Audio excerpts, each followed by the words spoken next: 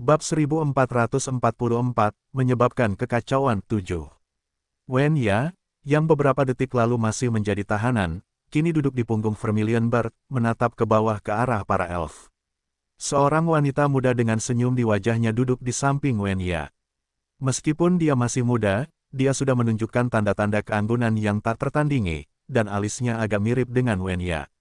Raja Peri tampak menderita pukulan hebat, seakan-akan ada batu besar yang menekan jantungnya. Anak itu, mungkinkah dia putri Wen Ya? Apa yang sedang kamu coba lakukan? Raja Peri menarik napas dalam-dalam dan dengan paksa menekan keputusasaan di dalam hatinya. Shen Yanxiao duduk di atas Vermilion Bird dan tersenyum saat melihat Raja Peri yang ekspresinya berubah drastis. Raja Peri, yakinlah bahwa aku tidak bermaksud melakukan apapun. Aku hanya ingin membicarakan sesuatu denganmu secara pribadi. Kalau mereka ingin bernegosiasi, mereka harus mengungkapkan kartu tawar-menawar mereka sejak awal. Shen Yanxiao harus berhadapan dengan penguasa tertinggi benua Dewa Bulan dalam pertaruhan ini. Penguasa tertinggi ini bukanlah sesuatu yang dapat dibandingkan dengan para penguasa manusia itu. Seorang kaisar suatu negara dapat mengerahkan seluruh pasukan negaranya, dan bahkan mungkin ada beberapa jenderal yang tidak berhubungan baik satu sama lain dan melakukan tipu daya. Namun, Raja Peri bertanggung jawab atas semua peri di benua Dewa Bulan, dan tidak ada peri yang berani menentang perintahnya. Kombinasi antara simbol kekuatan dan pemimpin spiritual adalah lawan yang paling menakutkan. Shen Yanxiao tengah bertaruh apakah Raja Peri ingin menyeret semua peri di kota Monsin untuk bertarung melawan dua binatang ajaibnya sampai mati atau duduk dengan tenang dan berbicara dengannya. Rencana ini adalah pilihan terakhirnya.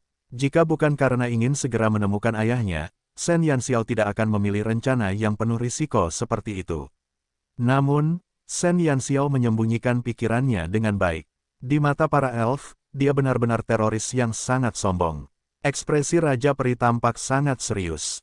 Ia tidak pernah menyangka bahwa seorang manusia biasa akan berani datang ke kota cahaya bulan dan meminta negosiasi.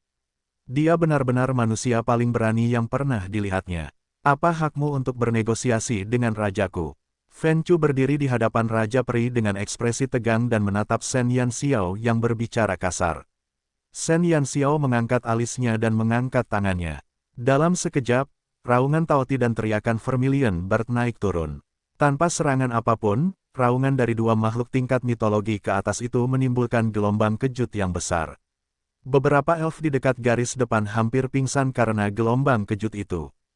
Dengan mereka, Shen Yanxiao mengerutkan bibirnya dan menatap Fen Chu dengan arogan. Dia sudah lama tidak senang dengan pemimpin ini. Ketika Fen Chu dan Wen Ya mulai bertengkar, Shen Yanxiao sudah mulai menaruh sedikit permusuhan terhadapnya. Menahan gelombang kejut dari kedua binatang buas itu, ekspresi Fen Chu sangat jelek. Sebagai panglima tertinggi pengawal Silver Moon, dia bertanggung jawab atas keamanan kota Monsin. Saat ini, seorang manusia telah membawa dua binatang ajaib ke wilayahnya dan menyebabkan keributan seperti itu. Dia tidak punya pilihan lain. Shen Yanxiao hanya menamparkan wajah Fen Chu. Hanya taoti saja yang mengharuskan Raja Peri untuk bertindak secara pribadi, tetapi sekarang, ada burung Vermilion lainnya. Para peri benar-benar tidak beruntung. Raja Peri menatap Shen Yanxiao dan kemudian menatap kedua binatang ajaib itu dengan marah. Ia menarik napas dalam-dalam sebelum berkata, "Baiklah, aku berjanji padamu. Namun, kau harus berjanji bahwa kedua binatang ajaib ini tidak akan menyakiti peri manapun." Bab 1445, Percakapan 1. Raja Peri menyerah. Menghadapi dua binatang ajaib yang super kuat, dia tidak berani menggunakan nyawa semua elf di kota Monsin sebagai taruhannya. Shen Yanxiao memenangkan taruhannya. Ini adalah langkah kecil baginya, tetapi langkah besar bagi manusia. Selama ribuan tahun, dia adalah orang pertama dan satu-satunya yang berani datang ke kota Monsin untuk menantang Raja Peri. "Rajaku," Fen Chu menatap Raja Peri dengan tidak percaya. Dia tidak percaya bahwa dia telah menyetujui permintaan Shen Yanxiao. Raja Peri menggelengkan kepalanya pelan dan menyuruhnya untuk tidak mengatakan apapun lagi. Shen Yanxiao diam-diam menghela napas lega. Meskipun dia yakin bahwa Raja Peri tidak akan mengirim semua peri di kota Monsin ke medan perang, bernegosiasi dengan penguasa tertinggi suatu ras bukanlah sesuatu yang dapat ditanggung oleh orang biasa. "Kamu adalah raja yang baik hati." Shen Yanxiao menatap Raja Peri dan tersenyum. Jika itu adalah kaisar kekaisaran Longxuan, dia pasti sudah lama mengabaikan bawahannya dan mengerahkan pasukan untuk menghancurkan mereka. Dalam arti tertentu, Raja Peri adalah penguasa yang baik hati. Raja Peri tidak berkata apa-apa lagi dan berjalan memasuki istana sendirian. Shen Yanxiao memerintahkan burung vermilion untuk turun bersamanya dan Wen Ya. Sebelum Shen Yanxiao melangkah masuk ke aula, Fen Chu, yang tidak jauh di belakangnya, segera berkata, "Manusia. Jika kamu berani menyakiti rajaku, para elf tidak akan beristirahat sampai kamu mati." Semua peri berdiri di belakang Fen Chu dan bersumpah untuk melindungi raja mereka. Shen Yanxiao berbalik dan tersenyum saat melihat Fen Chu yang gugup. "Jangan gugup begitu. Aku gadis lemah yang tidak punya kekuatan untuk meniduri ayam. Bagaimana aku bisa membunuh rajamu? Seorang gadis lemah tanpa kekuatan untuk mengikat ayam." Para peri berharap mereka bisa memuntahkan darah ke wajah Shen Yanxiao. Siapa yang pernah melihat seseorang yang bisa membawa dua binatang mistis ke kota utama para elf untuk memprovokasi Raja Elf? Dan dia bilang dia hanyalah seorang gadis lemah. Shen Yanxiao sama sekali mengabaikan kemarahan para elf dan menyeret Wen Ya ke aula. Sang Raja Peri duduk dengan tenang di kursi dan memandangi dua wanita cantik di hadapannya. "Silakan duduk." Raja Peri berbicara dengan nada yang sangat lembut. Seolah-olah dia tidak diancam oleh Shen Yanxiao tetapi secara sukarela datang untuk mengobrol dengan seorang teman lama. Shen Yanxiao dan Wen Ya duduk. "Apa yang ingin kau bicarakan denganku?" Raja Peri memandang Shen Yanxiao yang duduk di samping Wen Ya. Keduanya memiliki paras yang menawan, dan mereka tampak mirip. Sangat mudah baginya untuk mengatakan bahwa mereka memiliki hubungan keluarga. Shen Yanxiao berkata, "Saya yakin Anda sudah menebak identitas saya. Kalau begitu, saya akan langsung ke intinya. Saya harap Anda bisa menyerahkan ayah saya, Shen Yu." Raja Peri terkekeh. Dia tidak melihat Shen Yanxiao, tetapi melihat Wen Ya. "Xiao Ya, putrimu sama jujurnya seperti dirimu." Wen Ya menatap Shen Yanxiao dengan tatapan lembut. "Dia putriku, jadi wajar saja kalau dia mirip denganku."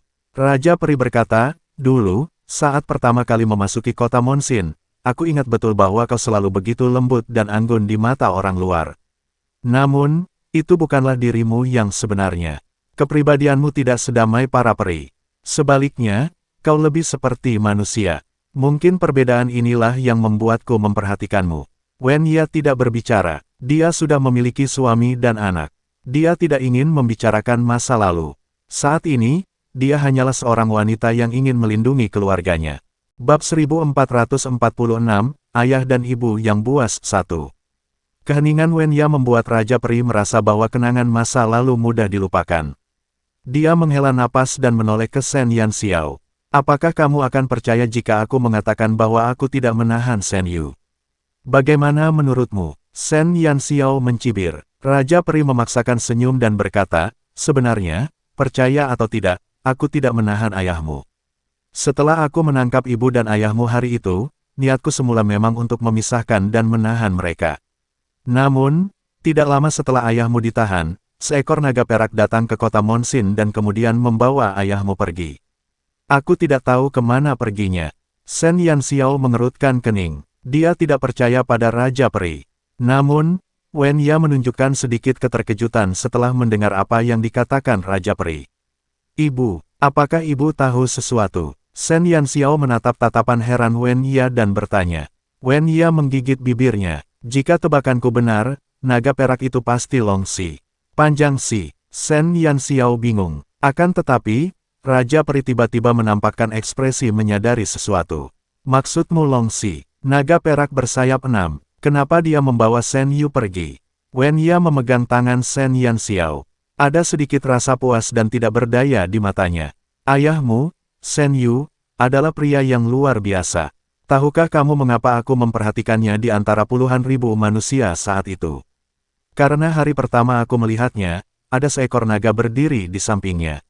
Shen Yanxiao tidak dapat lagi menggambarkan keterkejutannya dengan kata-kata. Ibunya cukup buas untuk melawan panglima tertinggi pengawal bulan perak, tetapi ayahnya tidak mau mengakui kekalahan dan bahkan berkolusi dengan para naga. Shen Yanxiao langsung merasa bahwa hubungan darah memang memiliki pengaruh yang besar. Dibandingkan dengan orang tuanya, masalah yang ditimbulkannya sebagai iblis tidak dianggap mengejutkan. Naga perak bersayap 6 adalah ahli di puncak ras naga. Ayahmu adalah orang yang menarik, tahukah kau? Ayahmu tidak menandatangani kontrak dengan binatang ajaib apapun. Bahkan kakekmu tidak dapat berbuat apa-apa tentang itu. Namun, tidak seorang pun tahu bahwa Shen Yu telah memiliki binatang kontraknya sendiri, tetapi itu bukanlah binatang ajaib, melainkan seekor naga. Wah, ayahnya bahkan bisa menghadapi naga. Shen Yanxiao berlutut di hadapannya. Ras naga bisa dikatakan sebagai ras terkuat selain ras dewa dan ras iblis. Sisik naga mereka bahkan lebih kuat dari baju besi terkuat yang pernah dibuat manusia, dan salah satu dari mereka tidak akan lebih kecil dari Vermilion Bird.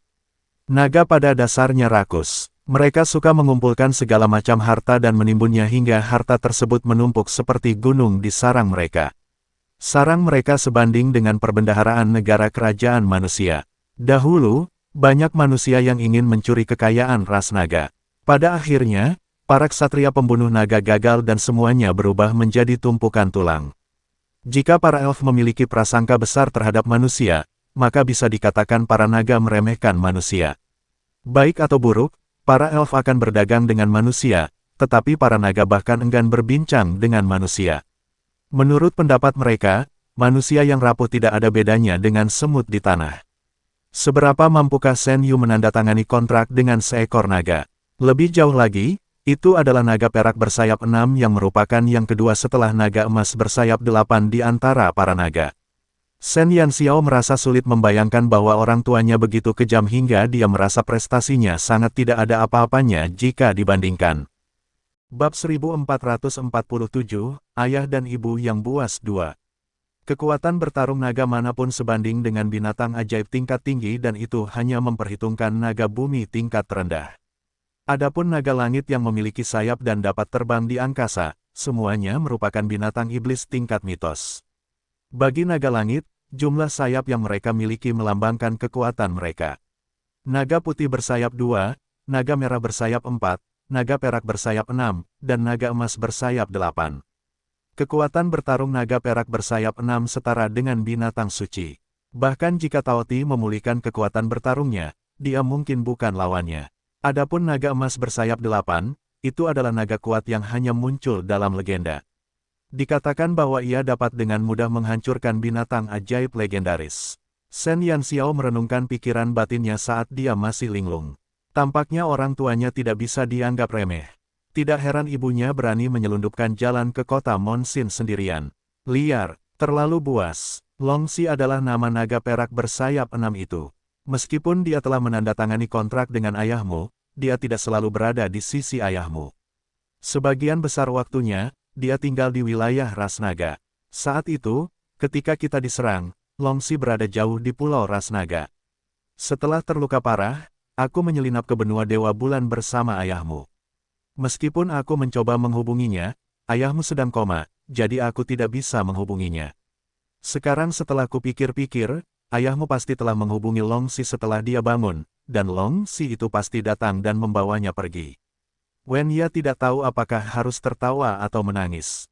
Suaminya, yang telah lama dia dambakan, telah diselamatkan tanpa sepengetahuannya.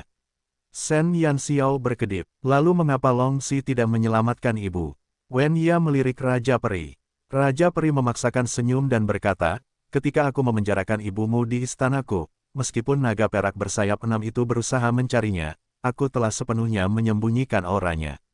Selain itu, meskipun dia adalah naga perak bersayap 6, dia tidak berani menimbulkan masalah di kota cahaya bulan milikku.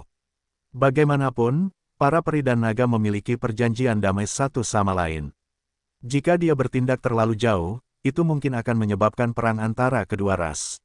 Sejak perang antara para dewa dan iblis, ras-ras yang masih hidup telah kehilangan aliansi mereka sebelumnya seiring berjalannya waktu. Terjadi pertikaian yang tak berujung di antara mereka, dan mereka telah membagi wilayah mereka di antara mereka sendiri. Untuk menyelesaikannya, mereka menggunakan perjanjian damai sebagai cara untuk menjaga perdamaian saat ini. Tanpa dukungan ras dewa, berbagai ras di dunia telah menjadi musuh. Jika bukan karena pembatasan dan penindasan dari para pemimpin berbagai ras, peperangan antar ras akan terus berlanjut setelah perang antara para dewa dan iblis berakhir. Kau tidak berbohong padaku, kan? Shen Yanxiao menyipitkan matanya dan menatap Raja Peri sambil merenungkan kredibilitas kata-katanya. Raja Peri tersenyum dan berkata, aku yakin Xiaoya tidak akan berdiri di pihakku untuk menipumu. Terlebih lagi, sebelumnya, aku tidak tahu bahwa Shen Yu memiliki hubungan dengan ras naga. Wen Ya mengangguk. Dia yakin tidak banyak orang yang tahu tentang hubungan antara Shen Yu dan naga perak bersayap 6, apalagi Raja Peri. Tetapi paman ketiga berkata bahwa luka ayah harus disembuhkan dengan benih Purple Night. Shen Yanxiao mengerutkan kening. Dia akan bersatu kembali dengan keluarganya, tetapi siapa yang tahu bahwa perubahan seperti itu akan terjadi. Ras naga memiliki banyak teknik rahasia. Aku yakin karena Long Si berani membawa pergi ayahmu, dia pasti punya cara untuk menyembuhkannya. Meskipun tidak bisa disembuhkan sepenuhnya, setidaknya itu bisa mencegah luka-lukanya semakin parah. Mengetahui bahwa suaminya selamat, Wen Ya merasa lega. Bab 1448, Permintaan Raja Peri 1. Shen Yanxiao mengangguk, tetapi ekspresinya saat menatap Raja Peri tidak ramah. Karena kamu tahu bahwa ayahku telah diselamatkan, mengapa kamu masih menggunakan keselamatannya untuk mengancam ibuku? Raja Peri, ini tidak sesuai dengan gaya peri. Shen Yanxiao menatap Raja Peri dengan seringai di bibirnya. Jika bukan karena fakta bahwa Wen Ya percaya Shen Yu berada di tangan Raja Peri, bagaimana dia bisa tinggal di benua Dewa Bulan selama lebih dari 1 dekade? Raja Peri berkata, aku sengaja menipu Xiaoya. Kalau begitu katakan padaku, bagaimana kita harus melunasi hutang ini? Shen Yanxiao menatap Raja Peri dengan niat buruk. Tidak masalah bagaimana caramu menghitungnya. Aku hanya punya satu pertanyaan untukmu. Kata Raja Peri tiba-tiba. Berbicara, apakah Tao Ti adalah binatang kontrakmu? Raja Peri memandang Shen Yanxiao dan bertanya. Ya, Shen Yanxiao tidak menyembunyikannya. Kalau begitu, bolehkah aku meminta bantuanmu? Tidak, bantuan untuk para elf. Selama kau berjanji padaku, hidupku akan menjadi milikmu setelah masalah ini selesai. Kau boleh melakukan apapun yang kau inginkan padaku. Ekspresi Raja Elf tiba-tiba berubah serius. Shen Yanxiao berkata, kamu ingin Tao Ti membantu pohon kehidupan menghilangkan polusi. Sang Raja Peri tercengang. Kamu tahu, Shen Yanxiao mengerutkan bibirnya. Bagaimana mungkin dia tidak tahu? Karena polusi ini, dia hampir dikejar sampai mati oleh suku King Yuan. Aku tahu sedikit, tapi aku penasaran. Apa yang salah dengan pohon kehidupan? Mengapa ada polusi? Shen Yanxiao tidak ingin peduli dengan Raja Peri berdada hitam ini. Namun, masih ada kelompok peri yang dia pedulikan di benua Dewa Bulan, terutama suku Sinar Bulan dan suku Cahaya Bulan. Shen Yanxiao tidak ingin ada dari mereka yang terkontaminasi. Polusi apa yang sedang kamu bicarakan? Wen Ya tidak tahu tentang polusi itu. Raja Peri memaksakan senyum dan berkata, polusi adalah bencana alam bagi para peri. Faktanya, tidak lama setelah perang antara dewa dan iblis berakhir, pohon kehidupan menderita masalah yang parah. Pohon kehidupan sakit, dan terus-menerus layu setiap hari. Penyakit yang menyebar ke segala arah, yang disebut polusi. Tidak lama setelah perang antara dewa dan iblis. Bukankah pohon kehidupan hanya jatuh sakit dalam beberapa tahun terakhir? Shen Yanxiao terkejut. Raja Peri menggelengkan kepalanya. Pohon kehidupan sudah lama sakit, tetapi sebelumnya tidak separah ini. Saat itu, Raja Peri sebelumnya telah menyadari perubahan pada pohon kehidupan. Dia mencoba segala cara untuk mengendalikan penyebaran polusi, tetapi tidak berhasil. Polusi tidak hanya akan membawa emosi negatif yang tak tertahankan bagi para peri, tetapi juga akan merusak kesuburan mereka. Saat ini, jumlah elf terus menurun, dan banyak suku yang musnah total karena kurangnya keturunan. Sebagai Raja Elf, kita tidak bisa berdiam diri dan tidak melakukan apa-apa. Oleh karena itu, Raja Elf pertama memikirkan sebuah metode untuk menggunakan sumber kehidupannya guna menyerap polusi di pohon kehidupan untuk memurnikannya. Apa? Shen Yanxiao menatap Raja Peri dengan tidak percaya. Menggunakan sumber kehidupan untuk membersihkan polusi. Ini benar-benar seperti mencari kematian. Sekalipun Raja Peri lebih kuat dari peri lainnya, pohon kehidupan tidak akan sanggup menahan polusi, apalagi peri. Raja Peri menyingsingkan lengan bajunya, dan lengannya yang putih tiba-tiba ditutupi dengan garis-garis hitam. Tanda-tanda hitam ini telah menembus jauh ke dalam tulang-tulangnya dan telah mengikis tubuhnya. Dapat diasumsikan bahwa selain kulitnya yang terbuka, bagian tubuhnya yang lain juga telah terkontaminasi. Bab 1449, Permintaan Raja Peri 2. Shen Yanxiao tidak asing dengan polusi, karena Suiling telah meninggal karenanya. Dia juga melihat banyak mayat elf yang mati akibat polusi, tetapi jejak pada mayat-mayat itu jauh kurang menakutkan jika dibandingkan dengan jejak pada tubuh Raja Elf. Sedikit polusi saja sudah cukup untuk membunuh seorang elf. Bagaimana Raja Elf bisa bertahan hidup dengan begitu banyak emosi negatif yang mendidih di dalam dirinya? Shen Yanxiao tidak dapat membayangkan bahwa sikap Raja Peri selalu lembut. Jika dia tidak melihatnya dengan mata kepalanya sendiri, dia tidak akan percaya bahwa dia telah terkontaminasi sejauh ini. Seberapa kuat kemauan seseorang untuk menekan emosi negatifnya. Pada saat itu, Shen Yanxiao tidak bisa tidak merasa hormat kepada Raja Peri. Tidak heran umur Raja Peri sebelumnya begitu pendek. Bukan karena fisik mereka, tetapi karena mereka telah menanggung semua rasa sakit tanpa diketahui siapapun. Itu juga merupakan alasan mengapa polusi telah ada selama ribuan tahun tetapi belum meletus.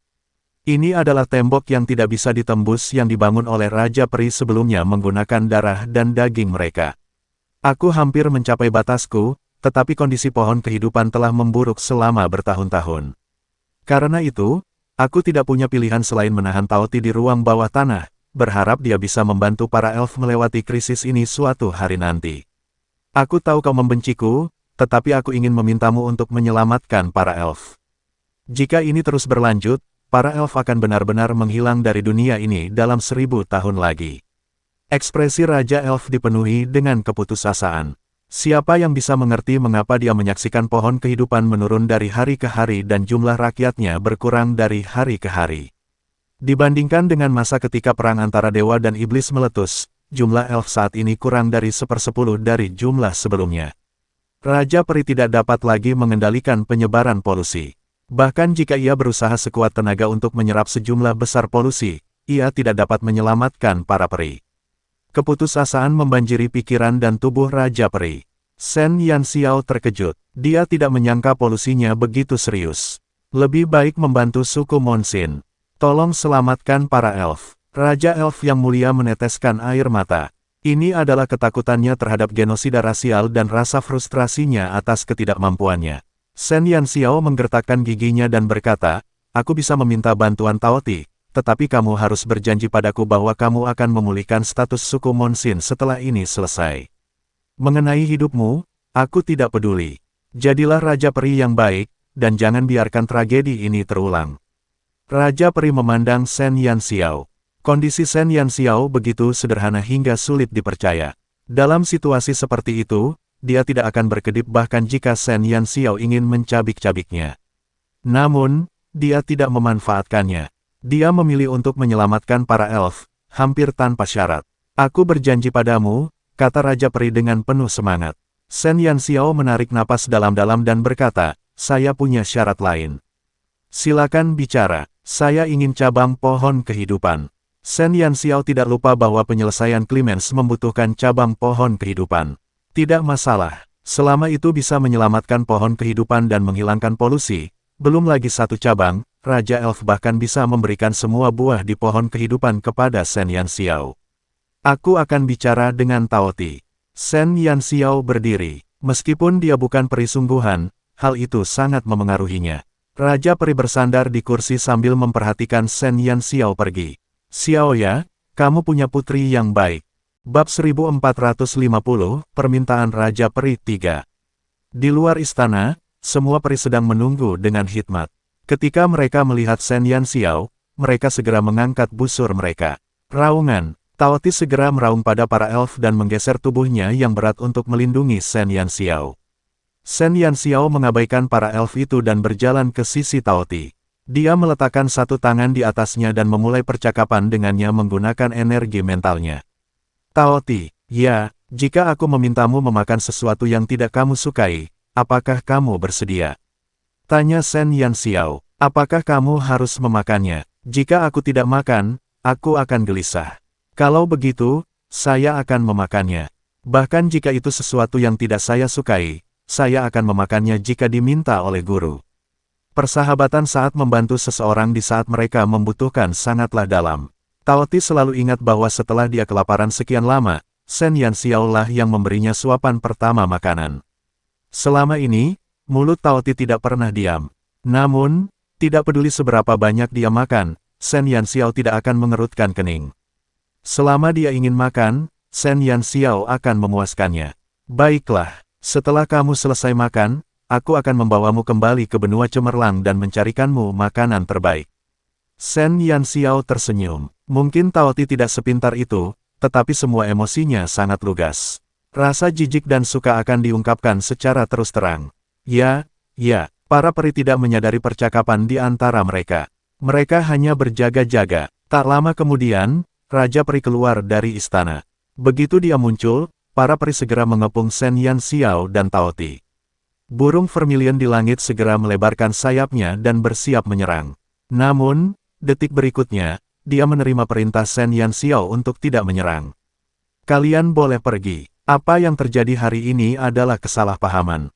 Gadis manusia ini adalah temanku. Dia hanya bercanda. Raja Peri berdiri di hadapan semua peri dengan senyum lembut dan menyelesaikan lelucon Shen Yanxiao. Para peri saling memandang, tidak tahu apa yang telah terjadi. Mengapa raja mereka tiba-tiba memiliki hubungan yang baik dengan manusia ini? Fen Chu adalah orang pertama yang bergegas ke sisi Raja Peri. Dia menatap Raja Peri dengan khawatir. Setelah memastikan bahwa dia tidak terluka, dia bertanya, "Rajaku, mengapa?"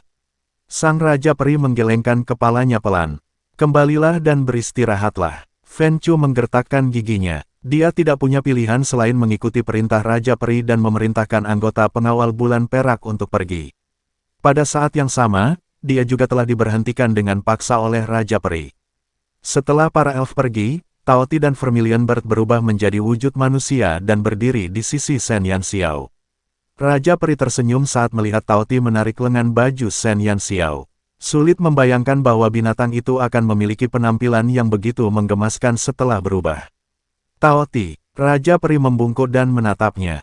Tao Ti mengerutkan kening. Dia tidak lupa bahwa peri inilah yang bekerja sama dengan peri lain untuk menekannya dan mengurungnya di ruang bawah tanah. "Tuan, apakah dia bisa dimakan?" Tao Ti menunjuk ke arah Raja Peri. Shen Yanxiao tertegun sejenak sebelum dia tertawa terbahak-bahak. "Kamu tidak bisa memakannya, si pecinta kuliner. Dia bahkan ingin memakan Raja Peri." "Oh." Tao Ti menarik tangannya dan menatap Raja Peri dengan penyesalan. "Dasar bodoh." Vermilion Bird melirik Tao Ti. Kalau bukan karena Raja Peri, dia pasti sudah menendang si idiot ini sampai mati. Bab 1451, Permintaan Raja Peri 4. Tampaknya menyadari dendam Tao Ti terhadapnya, Raja Peri dengan sangat murah hati memberikan semua makanan di istananya kepadanya.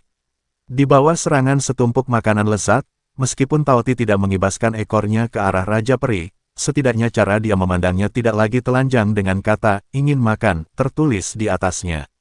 "Tao Ti, apakah kamu mengatakan bahwa kayu yang layu itu rasanya tidak enak? Apakah kamu akan merasa tidak enak jika memakannya?" Meskipun dia telah berjanji kepada Raja Peri bahwa dia akan membantu, Shen Yanxiao masih harus mempertimbangkan kondisi Tao Ti. Ketika Tao Ti mendengar itu, dia langsung tercengang. Dia bahkan lupa menelan makanan di mulutnya dan makanan itu jatuh ke tanah. "Tuan, jangan bilang, Anda ingin saya memakannya," teriak Tao Ti. Air mata mengalir di wajahnya tanpa rasa malu. Jika ada sesuatu di dunia ini yang tidak akan dimakan Tao Ti, bagian pohon kehidupan yang layu mungkin akan menjadi yang pertama. "Ya," kata Shen Yanxiao dengan mantap. Wajah kecil Tao Ti dipenuhi dengan keluhan, dan wajahnya tertulis, "Aku tidak mau makan, aku benar-benar tidak mau makan. Apakah aku harus memakannya?" Tao Ti mencoba menawar. Shen Yanxiao bertanya, "Apakah itu akan membahayakanmu?" Tao Ti menggelengkan kepalanya dan berkata dengan jujur, "Itu tidak akan menyakitiku, tapi rasanya tidak enak." Shen Yanxiao terdiam. Tao Ti, yang bahkan bisa makan meja dan kursi dengan nikmat, ternyata punya indera perasa. Jika tidak ada salahnya, makan saja. "Baiklah." Tao Ti mengangguk patuh. Seolah tahu bahwa ia akan memakan sesuatu yang sulit ditelan, ia membenamkan kepalanya ke tumpukan makanan dengan lebih nikmat. Ini adalah pertama kalinya Raja Peri melihat nafsu makan Tao Ti. Raja Peri sangat terkejut hingga rahangnya hampir ternganga. Setelah Shen Yanxiao mengurus Tao Ti, dia tidak melupakan Vermilion Bird. Dia melemparkan buah dari sakunya dengan santai ke Vermilion Bird yang menangkapnya dengan bingung. Raja Peri menyipitkan matanya. Mengapa semakin dia melihat buah itu, semakin dia berpikir bahwa itu tampak seperti buah pohon kehidupan. Aku tidak lapar. Vermilion Bird menatap buah di tangannya. Dia tidak tertarik pada buah para elf. Memakannya akan membantumu pulih dari cederamu, kata Shen Yanxiao. Ini buah dari pohon kehidupan. Burung Vermilion segera bereaksi. Shen Yanxiao mengangguk. Ekspresi Raja Peri agak aneh. Apakah benar-benar tidak apa-apa bagi gadis ini untuk tanpa malu mengambil jarahannya di hadapan pemiliknya? Meskipun dia menyetujui semua permintaan Shen Yanxiao, tapi mengambil dan mencuri adalah dua konsep yang sangat berbeda. Berapa lama waktu yang dibutuhkan untuk menghilangkan polusi di pohon kehidupan? Wen Ya menanyakan pertanyaan penting itu sambil melihat putrinya memberi makan dua makhluk menggemaskan itu. Menurut waktu sebelumnya Tao Ti menggerogoti pohon kehidupan, butuh waktu setidaknya 2 bulan. Jika lambat, mungkin butuh waktu 3 bulan. Raja Peri berusaha keras melupakan keberadaan buah itu. Wen Ya mengangguk. Shen Yanxiao mendengarkan dengan tenang di satu sisi. 2 hingga 3 bulan sudah cukup baginya. Dia bisa memecahkan segel terakhir di jalan, dan setelah itu selesai, dia bisa membawa Tao Ti dan Wen Ya kembali ke benua cemerlang. Bagaimana kabar kelima binatang di benua Brilliance? Ketika teringat teman-temannya di benua cemerlang, Shen Yanxiao tidak dapat menahan senyum. Waktu akan segera berlalu. Cepat atau lambat, dia harus kembali ke wilayahnya. Bab 1452, Rahasia Pohon Kehidupan 1. Memakan polusi pohon kehidupan adalah hal yang sangat menyakitkan bagi Tao Ti. Sebagai seorang pencinta makanan, ia sangat tahan terhadap makanan yang tidak disukainya. Namun, atas perintah Shen Yanxiao, ia tidak punya pilihan selain membuka mulutnya dan mengunyah pohon kehidupan. Namun, Tao Ti tidak langsung menggigit pohon kehidupan. Sebaliknya, ia menggunakan giginya yang tajam untuk menembus kulit pohon kehidupan dan perlahan-lahan menyerap polusi. Rasanya tidak enak, Hicks, sambil menelan polusi, Tao Ti mengeluh kepada Shen Yanxiao sambil menangis. Shen Yanxiao duduk di dekat pohon kehidupan. Karena harus membersihkan polusi, Raja Peri sengaja memindahkan para orang suci yang menjaga pohon kehidupan. Hanya ada satu peri di dekat pohon kehidupan, bahkan Fen Chu telah dipindahkan oleh Raja Peri. Tao Ti sepertinya kesakitan. Wen Ya menatap Tao Ti dalam wujud binatang buasnya. Entah mengapa, dia bisa merasakan kesedihan di hatinya. Hanya saja indera perasaannya belum terbiasa dengan itu. Itu tidak berbahaya. Shen Yanxiao menopang dagunya. Dia malu mengatakan bahwa Tao Ti mengeluh padanya dengan energi mentalnya saat makan. Perut Tao Ti bagaikan lubang besar yang tak berdasar. Apapun yang dimakannya, ia tidak akan terluka sedikit pun, bahkan jika itu adalah racun dari segala racun. Burung Vermilion duduk di satu sisi sambil memegang buah pohon kehidupan di tangannya. Ia ragu-ragu untuk waktu yang lama, berpikir apakah ia harus memakannya atau tidak. Dia tahu bahwa Shen Yanxiao menyukai hal-hal yang menggemaskan. Lan Fengli, Yin Jiuchen, Tao Ti, dan bahkan Little Phoenix dan Mini Dragon telah mendapatkan perhatian Shen Yanxiao. Vermilion berkhawatir bahwa tuannya tidak akan memanjakannya lagi setelah dia memakan buah itu. Shen Yanxiao tidak tahu apa yang dipikirkan Vermilion Bird. Dia hanya berpikir ada sesuatu yang sedang terjadi di benaknya. Butuh waktu lama bagi Tao Ti untuk sepenuhnya membersihkan polusi di pohon kehidupan. Selama waktu ini, Shen Yanxiao juga telah mengintensifkan latihannya pada sumber kehidupannya. Pada hari ketika Tao Ti secara resmi mulai menyerap polusi, Raja Peri mengeluarkan pengumuman bahwa suku Monsin akan dipromosikan ke status suku dengan peringkat tertinggi dan bahwa suku tersebut akan dipindahkan kembali ke Kota Angin. Suku Monsin yang telah dikucilkan dan ditekan selama lebih dari 1 dekade akhirnya menyaksikan datangnya cahaya fajar. Kota Monsin berada dalam kondisi yang aneh. Area di sekitar pohon kehidupan juga ditutup dari segala arah. Kecuali Raja Peri, tidak ada peri lain yang bisa masuk. Semua anggota pengawal bulan perak telah diatur untuk berjaga di luar area tersebut.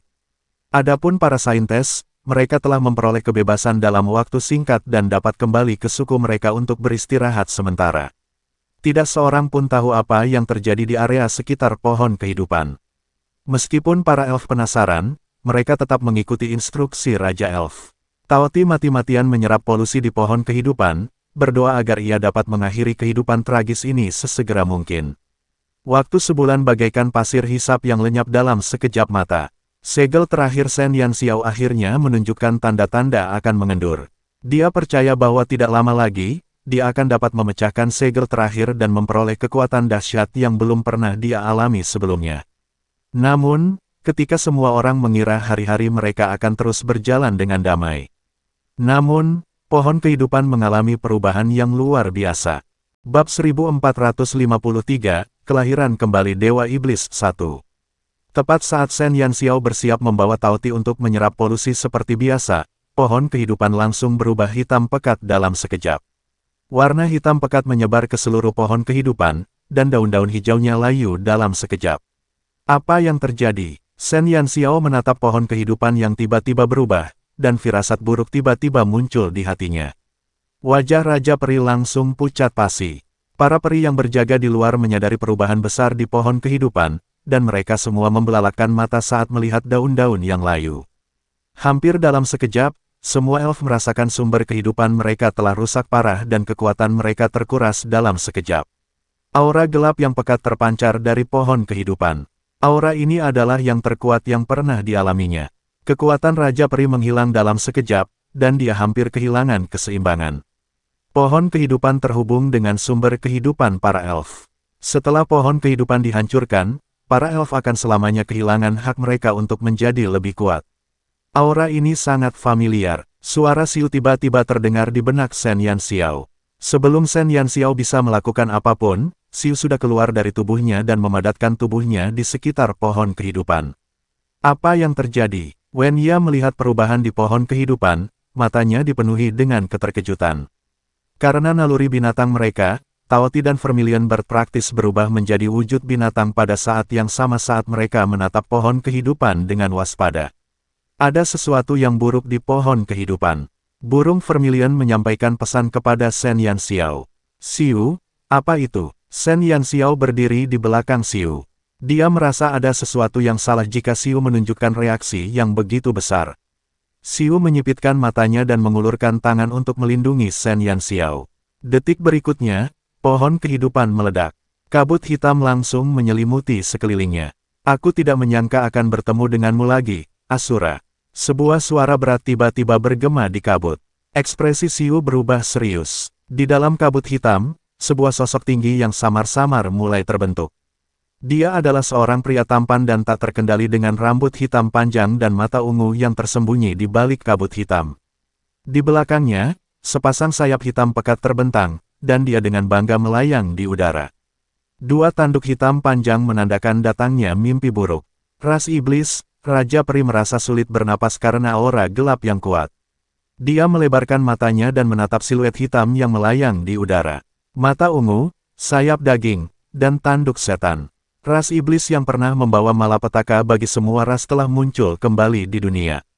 Setan, Xiu menyipitkan matanya dan menatap sosok yang dikenalnya di hadapannya. Hampir 10.000 tahun lalu, selama pertempuran yang menghancurkan itu, Dewa Perang Ras Dewa, Asura, musnah bersama setan. Asura, suatu saat nanti akan ada pertarungan di antara kita, tapi lain kali, aku pasti akan menghajarmu sampai jiwamu menghilang. Satan menyipitkan mata ungunya dan menatap Xiu. Senyum jahat dan liar tersungging di bibir tipisnya. Kau tidak akan mendapatkan kesempatan itu. Xiu tiba-tiba melompat dan berlari ke arah siluet setan. Namun, kekuatan suci langsung menembus hantu itu dan tawa setan bergema di langit. Asura, kau tidak bisa membunuhku sekarang. Aku harus berterima kasih kepada para elf atas bantuan mereka sehingga aku bisa bersembunyi dan memperbaiki jiwaku di pohon kehidupan untuk waktu yang lama. Jangan cemas, Asura. Aku akan kembali padamu cepat atau lambat. Bab 1454, Kelahiran Kembali Dewa Iblis 2. Melihat serangannya tidak efektif, Xiu tidak lagi menyia-nyiakan kekuatannya. Dia menatap hantu di langit. Jelas, setan telah mengubah jiwanya ketika dia keluar dari pohon kehidupan. Apa yang berdiri di hadapannya hanyalah bayangan yang ditinggalkan oleh setan. Itu adalah provokasi dan juga balas dendam. Ras dewa sudah mati. Sekarang saatnya ras iblisku menguasai dunia. Suatu hari, pasukan iblis akan muncul kembali di dunia. Asura, mantan dewa perang, aku ingin melihat apa yang bisa menghentikan kuda-kuda lapis baja ras iblisku setelah kita menghancurkan ras dewa. Segala sesuatu di dunia ini akan jatuh ke tanganku. Tawa setan seperti mimpi buruk yang membunyikan lonceng kematian. Tidak seorang pun menyangka bahwa setelah 10.000 tahun, ras iblis akan muncul kembali di dunia. Selama aku masih hidup, ras iblis tidak akan pernah dinobatkan sebagai raja. Siu tiba-tiba berdiri di udara dan menatap siluet setan. Hidup, Asura, kau mengorbankan dirimu untuk melahapku saat itu, tetapi sekarang, kau hanya memiliki seberkas jiwa yang melayang di seluruh dunia. Aku akan terlahir kembali, sementara kau akan selamanya menjadi seberkas jiwa. Kau bukan lagi lawanku. Setan tersenyum. Setelah tertidur selama ribuan tahun, pemulihan jiwanya telah memberinya kekuatan. Tao Ti, Vermilion Bird, segera rasakan lokasi sebenarnya dari jiwa setan. Sementara Shen Yanxiao terkejut, pikirannya sangat jernih. Dia segera memerintahkan Vermilion Bird dan Tao Ti untuk mengunci lokasi setan. Setan, Raja para Iblis. Dia adalah komandan pasukan iblis yang telah menyerbu benua itu. Dia identik dengan iblis dan wakil dewa kematian. Selama perang antara dewa dan iblis puluhan juta tahun yang lalu, banyak elit dari berbagai ras telah tewas secara tragis di tangan setan.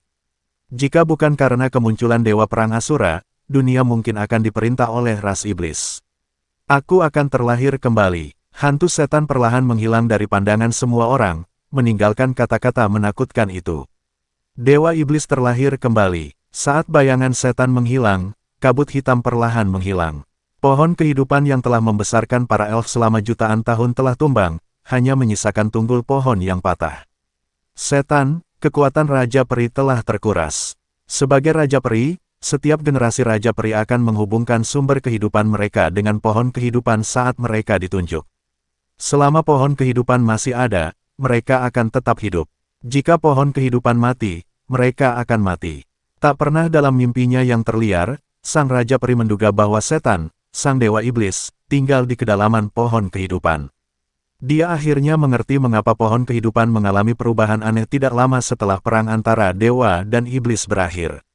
Tanpa disadari, setan telah menjadi parasit pohon kehidupan. Sebagai salah satu makhluk terkuat di dunia, pohon kehidupan memiliki kemampuan penyembuhan yang kuat. Setan selalu bersemayam di pohon kehidupan, dan jiwanya yang rusak telah dipulihkan setelah Siu melahapnya. Perbuatannya telah membawa kehancuran bagi para elf. Dewa iblis terlahir kembali, dan para peri menjadi korban pertamanya. Dengan hancurnya pohon kehidupan, para elf akan punah secara bertahap. Siu, dia setan, melihat pohon kehidupan yang hancur, hati Shen Yanxiao tidak bisa menahan rasa sakit. Ekspresi Siu berubah serius. Dia menoleh ke Shen Yanxiao dan mengangkat tangannya untuk membelai wajahnya. Dia adalah setan. Saat itu, Siu melahap jiwa dan tubuh setan sebelum menyegel dirinya dalam es. Dia ingin menggunakan jiwanya untuk menghancurkan dewa iblis sepenuhnya. Bab 1455, Kelahiran Kembali Dewa Iblis 3. Dia masih hidup. Shen Yanxiao menatap Siu dengan heran. Jiwa itu ada seperti diriku. Aku menghancurkan tubuhnya saat itu. Jika dia ingin dibangkitkan, dia harus menemukan tubuh yang cocok. Ekspresi Siu tidak berubah, tetapi Shen Yanxiao bisa mendengar sedikit kekhawatiran dalam suaranya. Begitu setan terlahir kembali, segel Dewa Cahaya pada jalan menuju dunia bawah akan dibuka paksa olehnya. Pada saat itu, pasukan iblis akan berbaris dan dunia akan membawa bencana lain. Tapi bukankah setan sudah mendapatkan? Shen Yanxiao ingat dengan jelas bahwa burung Vermilion menyebutkan bahwa Dewa Iblis telah dimakan oleh Siu selama perang antara Dewa dan Iblis. Siu menatap Shen Yanxiao dan berkata, meskipun aku melahap jiwanya, jiwanya belum hancur sepenuhnya setelah bertahun-tahun. Jiwaku telah diekstraksi, dan jiwa setan yang belum menghilang kemungkinan besar telah diekstraksi oleh sekelompok orang itu. Selain itu, setan yang muncul di pohon kehidupan mungkin terkait dengan kelompok orang itu. Jiwa setan seharusnya sangat lemah saat itu, dan aku khawatir bahkan kesadarannya telah menjadi kabur. Shen Yanxiao terkejut. Orang-orang yang memasukkan jiwa Siu ke dalam tubuhnya adalah para penyihir yang meneliti tentang keterampilan terlarang. Namun, Siu mengatakan bahwa jiwa setan seharusnya telah ditempatkan di pohon kehidupan untuk diperbaiki sejak lama. Ini juga berarti bahwa tidak lama setelah peperangan antara dewa dan iblis berakhir, Siu yang membeku dalam es misterius telah ditemukan dan orang-orang itu juga telah mengekstraksi jiwa setan pada saat itu. Ribuan tahun yang lalu. Saat itu, skill terlarang Warlock belum meledak. Siapa yang melakukannya? Siapa yang berani mengambil risiko sebesar itu untuk membiarkan Dewa Iblis terlahir kembali? Mereka menggali Siu, mengekstraksi jiwa Dewa Iblis, dan menemukan kesempatan untuk memasukkannya ke dalam pohon kehidupan untuk memperbaikinya. Setelah ribuan tahun, mereka mengintegrasikan jiwa Siu ke dalam eksperimen integrasi rasial mereka. Ini bukan lagi sesuatu yang bisa dikendalikan para penyihir. Siapa yang melakukan semua ini? Shen Yanxiao tidak dapat mengetahuinya, tidak peduli bagaimana dia memikirkannya. Ras iblis adalah ras buas yang ingin menguasai dunia. Secara masuk akal, tidak ada ras yang akan membantu Dewa Iblis untuk dilahirkan kembali. Namun, segala sesuatunya terjadi tepat di depan matanya. Keterampilan terlarang, Dewa Iblis, Siu, pohon kehidupan, semua petunjuk ditumpuk bersama dan tidak ada yang bisa menemukan kuncinya. Sepertinya aku harus segera memulihkan tubuhku dan bertanya kepada manusia yang telah mempercayakanku pada mereka. Siu menyipitkan matanya. Dia belum mengetahui semuanya. Saat ini, semua poin penting terpusat di tangan orang yang menyerahkan Siu kepada para penyihir. Hanya dengan menemukannya mereka dapat memecahkan semua misteri. Shen Yanxiao mengangguk. Ini adalah satu-satunya cara. Namun, melihat pohon kehidupan yang hancur di hadapannya, hati Shen Yanxiao tak dapat menahan rasa sakit. Dengan hancurnya pohon kehidupan, para peri juga akan hancur. Kau adalah dewa perang. Kau adalah dewa perang Asura. Raja peri yang terdiam terkejut saat melihat Siu. Cara setan menyapa Siu membuatnya terkejut. Ia duduk di tanah dan terengah-engah saat melihat dewa yang pernah menyelamatkan dunia. Siu mengangguk sambil menatap Raja Peri. Di bawah korosi polusi, Raja Peri sangat lemah. Sekarang pohon kehidupan hancur dan dengan lebih dari separuh sumber kehidupannya hancur, dia akan jatuh. Aku mohon padamu, tolong selamatkan pohon kehidupan. Raja Peri mengerahkan seluruh tenaganya untuk berlutut di hadapan Siu, memohon belas kasihan dari ras dewa. Bab 1456, Keputusan Siu, 1. Kekuatan ilahi ras dewa dapat menyelamatkan nyawa semua makhluk hidup di dunia. Selama korban dapat bertahan hidup selama satu tarikan napas, mereka dapat menggunakan kekuatan paling murni di dunia untuk membangkitkan mereka. Salah satu alasan mengapa ras dewa dihormati oleh semua ras adalah karena kekuatan ilahi mereka. Hanya ras dewa yang bisa membawa kehidupan baru di dunia. Saat pohon kehidupan hancur, Raja Peri merasa putus asa. Seolah-olah dia bisa melihat akhir dari ras peri. Namun, surga telah memberinya secercah harapan. Seorang dewa, dewa yang kuat mungkin dapat menyelamatkan pohon kehidupan.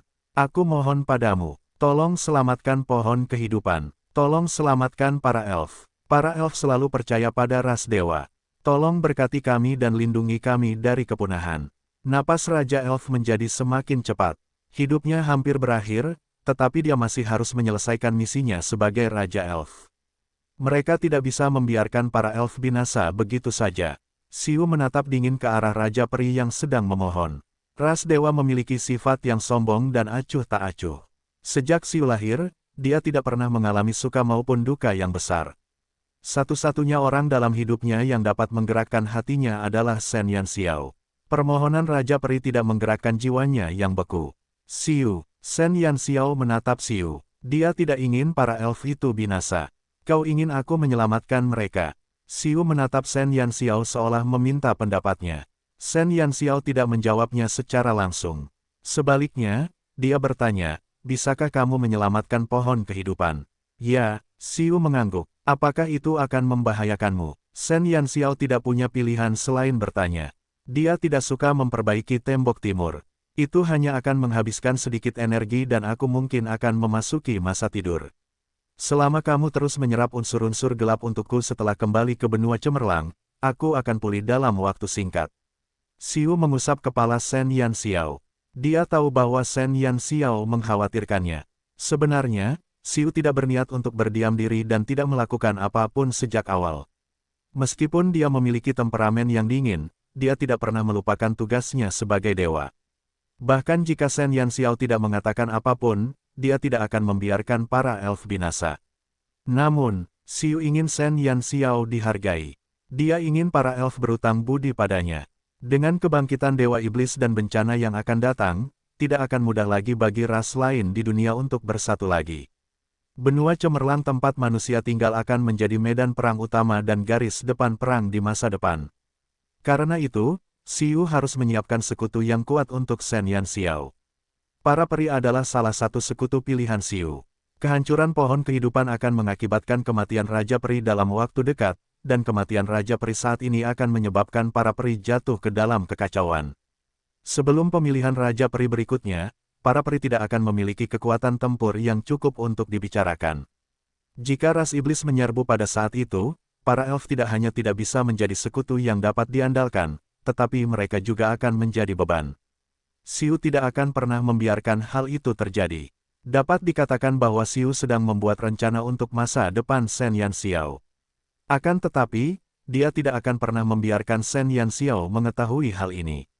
Jika dia ingin berkembang, dia akan membiarkannya pergi dan berlatih. Namun, selama proses itu, dia akan menggunakan metodenya sendiri untuk mempersiapkan segalanya bagi Shen Yanxiao. Yang ingin dia lakukan adalah memberinya dukungan yang kuat sehingga Shen Yanxiao bisa tenang dan cukup berani untuk menimbulkan kekacauan. Apapun yang terjadi, selama dia tidak pingsan, tidak ada yang bisa menyakiti Shen Yanxiao. Bab 1457, Keputusan Xiu, 2. Kalau begitu, bisakah kau membantu mereka? Shen Yanxiao menatap Xiu. Dia tidak ingin para elf punah. Baiklah, aku berjanji padamu. Xiu menatap Shen Yanxiao dengan penuh kasih, seolah-olah dia bisa memberikan segalanya padanya hanya dengan satu kata. Terima kasih banyak. Sang Raja Peri menangis kegirangan. Xiu menatap Raja Peri dengan ekspresi dingin yang tidak biasa. Saya menyetujui permintaanmu karena Xiao. Saya harap kamu tahu apa yang harus kamu lakukan di masa depan. Raja Peri mengangguk. Di masa depan, selama Xiao meminta, aku akan melakukan yang terbaik untuk mencapai apapun yang bisa dicapai oleh peri. Bahkan jika Xiu tidak mengatakannya, Raja Peri masih dipenuhi dengan rasa terima kasih kepada Shen Yanxiao. Dia telah memenjarakan Wen Ya, tetapi Shen Yanxiao masih bersedia membantunya, jadi wajar saja dia berterima kasih. Wen Ya berdiri di satu sisi dan tetap diam. Semua yang terjadi tadi terlalu mengejutkan dan dia belum mencerna semuanya. Melihat Xiu yang berdiri bersama Shen Yanxiao dan menatap tatapan lembutnya saat dia menatap Shen Yanxiao, Wen Ya sedikit terkejut. Dewa yang tiba-tiba muncul itu sepertinya sedang memikirkan sesuatu dengan putrinya. Ingat apa yang kau katakan hari ini. Aku bisa menyelamatkan pohon kehidupan dan menghancurkannya. Xiu melirik Raja Peri dan melontarkan ancaman yang paling kuat. Shen Yanxiao menatap Xiu dan menarik jarinya. Xiu menatapnya dan ketajaman di matanya memudar. Apakah benar-benar tidak ada masalah? Xiu mengangguk. Sudah kubilang aku ingin kau menemaniku turun-temurun, jadi aku tak akan main-main dengan hidupku. Shen Yanxiao tersenyum dan mengangguk. Xiu berjalan ke pohon kehidupan, merentangkan tangannya, dan perlahan-lahan melayang di udara. Bunga teratai kecil berwarna perak mekar di telapak tangannya. Bunga teratai itu perlahan-lahan tumbuh dan berkembang, memadatkan sejumlah besar kekuatan ilahi. Saat seberkas cahaya mekar, kelopak bunga teratai berkibar turun dan potongan-potongan kelopak yang berkilauan memasuki pohon kehidupan yang layu. Sebuah pemandangan ajaib terjadi tepat di depan mata mereka. Pohon kehidupan yang tak bernyawa itu diberi makan oleh kekuatan ilahi, dan tunggul pohon yang hitam pekat itu perlahan-lahan ditutupi oleh lapisan cahaya. Cahaya ilahi itu menyelimuti pohon kehidupan yang sekarat dan menyebarkan harapan hidup ke bumi. Kulit pohon hitam terkelupas sedikit demi sedikit dan batang pohon baru secara bertahap tumbuh bersama cahaya. Di bawah cahaya, pohon kehidupan tumbuh perlahan, cabang-cabang dan daun-daunnya tumbuh. Mengikuti cahaya, pohon itu membentuk payung pelindung besar di atas kota Monsin, mirip dengan penghalang cahaya. Di dalam kota Monsin, para elf yang putus asa karena hancurnya pohon kehidupan melebarkan mata mereka dan melihat pemandangan kelahiran kembali pohon kehidupan. Bahkan para peri berhati dingin pun tak kuasa menahan tangis melihat pemandangan di hadapan mereka. Pohon kehidupan masih hidup, itu tidak mati, masih ada harapan bagi para peri. Pemulihan pohon kehidupan memungkinkan para elf yang kelelahan untuk merasakan munculnya kekuatan sekali lagi. Mereka saling mendukung dan berdiri sambil berdoa dengan tangan saling menempel. Mata mereka terpejam rapat saat mereka menyanyikan lagu para elf sambil menggunakan hati mereka yang paling taat untuk berdoa bagi kelahiran kembali pohon kehidupan. Lagu para peri bergema di seluruh kota Monsin. Biarkan harapan hidup berdampingan dengan kita. Semoga hidup ini bertahan selamanya. Raja peri perlahan-lahan memulihkan kekuatannya. Matanya berkaca-kaca saat melihat pohon kehidupan pulih. Tidak ada kata-kata yang dapat mengungkapkan kegembiraannya saat ini. Pada saat yang sama, sebuah kapal kayu besar berlabuh di pantai cahaya bulan benua Dewa Bulan. 5 pemuda tampan yang penuh vitalitas sedang menatap benua baru ini dengan rasa ingin tahu. Bab 1458, Reuni Hantu 1. Wow, lihat, ada begitu banyak peri. Tang Nazi menunjuk ke arah para penjaga pantai cahaya bulan dan berteriak kegirangan. Apakah dia temanmu? Yang Si melirik Tang Nazi yang bertingkah seperti orang bodoh. Dia kemudian berpura-pura terkejut saat bertanya pada Qixia. Qixia mengangkat bahu dan berkata, kupikir dia temanmu. Ah Yu, kau kenal dia. Yang Si bertanya lagi pada Yan Yu, dan Yan Yu menggelengkan kepalanya dengan kooperatif. Li Xiaowei diam-diam memalingkan mukanya, menunjukkan bahwa dia tidak ada hubungannya dengan si idiot itu. Hei, bisakah kau tidak bersikap tidak tahu malu seperti itu?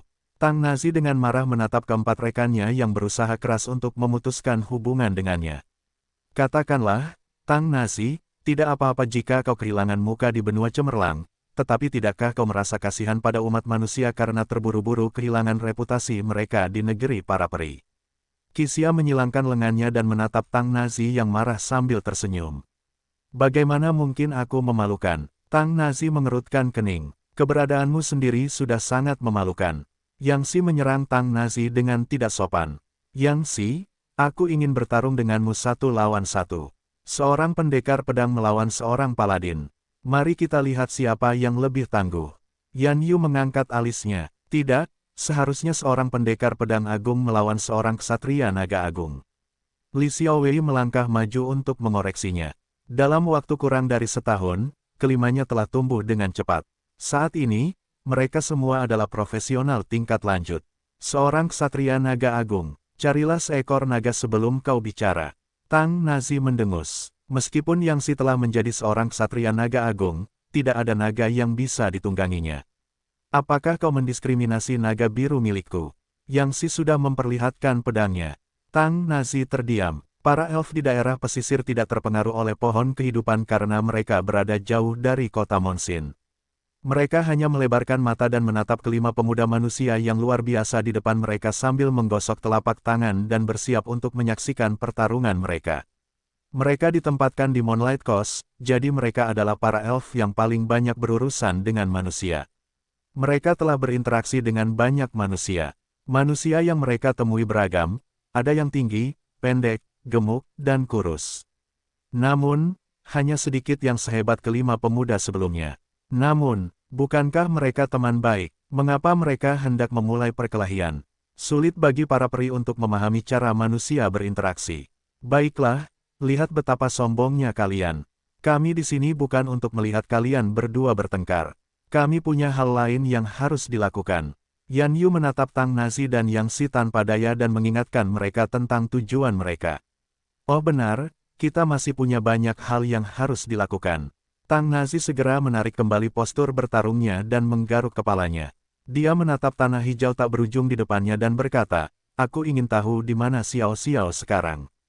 Mungkin kita bisa bertanya pada para peri. Tanya Qixia. Dengan mengatakan itu, kelima sahabat itu segera bertindak seolah-olah tidak terjadi apa-apa dan bersemangat pergi mencari bantuan dari para peri. Para elf memandang mereka seolah-olah mereka sedang melihat 5 monster. Bukankah mereka baru saja akan bertarung sampai mati? Mengapa hubungan mereka tiba-tiba menjadi begitu baik? Permisi, apakah kamu tahu di mana peri bernama Yan Xiao? Yan Yu yang paling baik hati menghampiri dan bertanya. Para peri saling memandang dengan cemas. Mereka tidak mengenal kata itu.